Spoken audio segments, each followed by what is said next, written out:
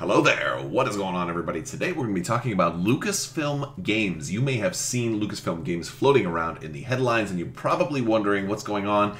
Is EA losing their license? We're going to be talking all about that today. So a couple of days ago, Disney had posted a bunch of job opportunities. There's some postings that are trying to fill roles for Lucasfilm Games. Yes, they're bringing back Lucasfilm Games. What is that? Well, you may be familiar with a lot of the older plethora of Star Wars games that are out there. Lucasfilm Games eventually went on to become LucasArts, which all of your favorites from history were made during this time. So you've got like games like Jedi Knight, all the Jedi Knight games, X-Wing, TIE Fighter, even some older ones that weren't even Star Wars related, like Monkey Island. A lot of us, people myself included, grew up with a lot of these games, playing a lot of these games, and it was all Lucasfilm Games, later LucasArts, that created all of this. So everybody's like, well, is Disney taking back their IP? Are they pulling the license from EA? There's a lot of stories out there, a lot of speculation.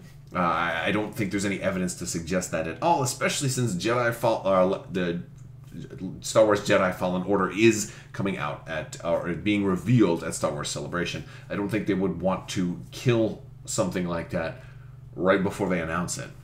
Because that would basically almost be a death sentence for any future of that game, knowing that, oh, well, yeah, this game will never actually be supported because we're snatching the license back.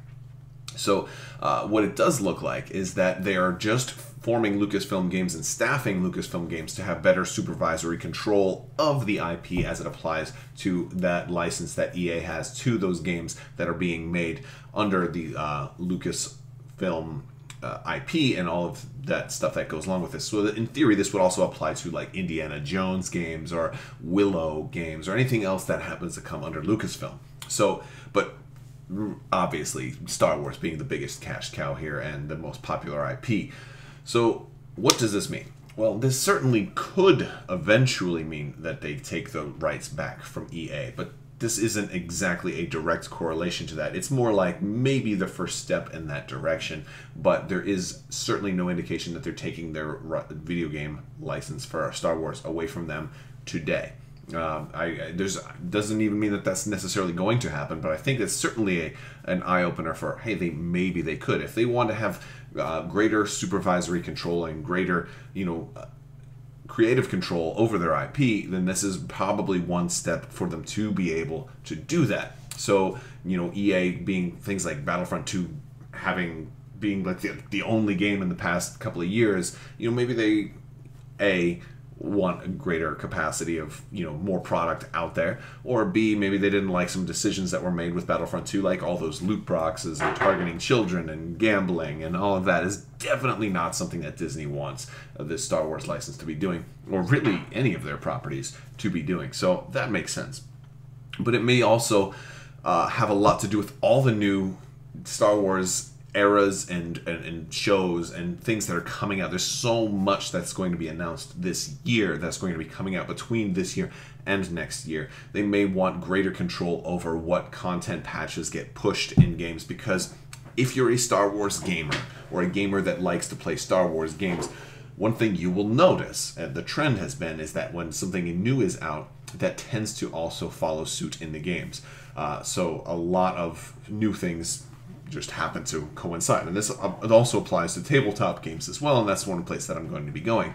But it stands to reason that when The Mandalorian launches, that we will probably see maybe some Mandalorian-based content in our, in Battlefront 2, for example, or Episode 9, or maybe not Last Jedi Fallen Order. I keep wanting to say The Last Jedi, but when Jedi Fallen Order comes out, perhaps we'll see some content from certain other games or certain other movies or books or things that are going on at that time period involved with that. And we're getting ready to have multiple movies and series launch all in different time periods.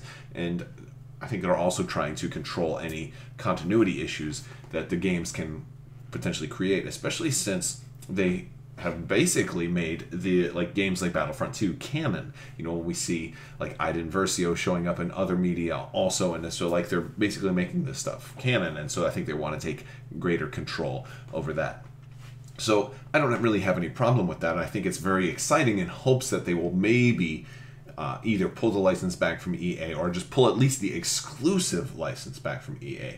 Because I will say, I'm not a big fan of EA and what they've been doing, but I don't hate them. I hate the fact that they are the only ones that are allowed to do it, and I wish they would just kind of open that up more. For example, if you look at things like board games, there's some latitude because Hasbro does a lot of the stuff, and so does Fantasy Flight Games. So where does, Lucasfilm Gaming fit in with a company like Fantasy Flight Games? Now that's a more interesting question. I think kind of opens things up to a lot more speculation, because Fantasy Flight Games makes a lot of Star Wars tabletop games, and they, there's some type of distinction why, like, they have to make miniatures based games or tabletop games as opposed to like party fun games. Like Fantasy Flight can't make Star Wars Risk, but Hasbro can't make Armada or Legion, because they're like wargaming. So it has to do with the categories, and the way that this license works is very intricate as far as I know. But they may want greater control over that, and they may want to group those two together. It's possible that they may end up pulling some of Hasbro's license and giving that to Fantasy Flight Games, or vice versa, pulling Fantasy Flight Games license and giving that to Hasbro, or pulling them all and doing it all in-house. I don't think anything like that is going to happen anytime soon, regardless, because I think if something like that is going to happen, there's already contracts and already things lined up. So it may be that they do this now, and in a couple of years we may see a restructuring. Personally, I wouldn't actually have a problem if they perhaps wanted to purchase Fantasy Flight Games and then just bring them under the envelope, and this way that would greatly increase the time and the access for things to get approved, for things to be developed, and so maybe as a new movie's coming out, you have all the stuff right away, and they've tried to do that before, but certain other things have taken longer, and it may be like 4 months after a movie comes out before we finally get new product for that movie as in the gaming world. So maybe we could actually see a lot of things line up and work a little bit more smoothly. One of the problems I've noticed is that sometimes like a ruling or an FAQ or something, gets delayed and delayed and delayed, and that was one of the things I had we ran into in with the Gen Con, trying to get the Super Star Destroyer out on the table to take pictures of it, and I had to go through licensor approval, and it didn't get approved, so I couldn't pull it out of the case. And and if they were all under the same umbrella, things like that might be a lot easier to do, and maybe easier for to get better access to some of these exclusives and stuff. So I mean, maybe it's just maybe a personal thing. That's maybe my personal opinion. I would love to be able to get exclusives and greater access to upcoming product, and maybe if they were brought under the umbrella, it could do that. But that's just what I think. Because at the end of the day, a lot of people look at Lucasfilm Games and they just think video games, but obviously, since I cover tabletop games, I think of just games as a whole. It could be both on your computer or console or on your tabletop. Or maybe even go so far as to say outdoor games, like maybe lawn darts with lightsabers. Okay, that's actually a terrible idea. But let me know what you think down in the comments below. There is still time to enter the giveaway for the $25 Amazon gift card too. You just have to be a subscriber and leave a comment. I'll probably be announcing that in one of my next couple of videos, so stay tuned for that. And I want to thank you all so much for watching. I want to thank my patrons on Patreon as well. You guys are amazing, and if you are interested in joining the team, check out the links in the description below for that. I want to thank you all so much for watching, and have a great day.